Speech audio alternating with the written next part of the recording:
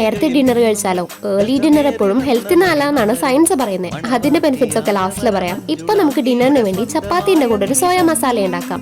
ഇത് കുറച്ച് വെറൈറ്റി ആണ് കേട്ടോ. ഇതിനായിട്ട് സോൾട്ട് ചേർത്ത് വേവിച്ച് സോയ ചങ്ക്സിന്റെ വെള്ളമൊക്കെ ഒന്ന് സ്ക്യൂസ് ചെയ്തെടുക്കണം.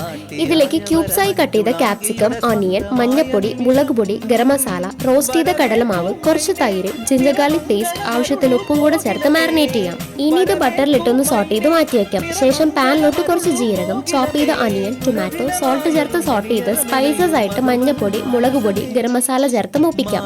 കുറച്ച് വെള്ളം ഒഴിച്ച് തിളച്ച് വരുമ്പോൾ നേരത്തെ സോട്ട് ചെയ്ത് വെച്ചിട്ടുള്ള സോയ ചങ്ക്സ് ചേർക്കാം. ഇനി 2 പച്ചമുളകും കുറച്ച് മല്ലിയിലയും ചേർത്ത് വറ്റിച്ച് ലാസ്റ്റിൽ കുറച്ച് ഗരം മസാല, കസൂരി മേത്തി കൂടെ ചേർത്ത് സംഭവം സെറ്റായി. അപ്പൊ പറഞ്ഞു വന്നത് ഏർലി ഡിന്നറിന്റെ കാര്യം. ഉറങ്ങാൻ കിടക്കുന്നതിന്റെ ഒരു 4 മണിക്കൂർ മുന്നെങ്കിലും ഡിന്നർ കംപ്ലീറ്റ് ചെയ്തിരിക്കണം എന്നാണ് കണക്ക്. അങ്ങനെ നോക്കിയാൽ 6 to 7 PM ആണ് ഐഡിയൽ ടൈം ഫോർ ഡിന്നർ. ഇത് ഡൈജഷനെ ഹെൽപ്പ് ചെയ്യും, ബെറ്റർ സ്ലീപ്പ് കൊടുക്കും, ഹാർട്ട് അറ്റാക്കിന്റെ റിസ്ക്കും കുറയ്ക്കും. അപ്പോൾ ഓക്കെ, ടാറ്റ ബൈ ബൈ.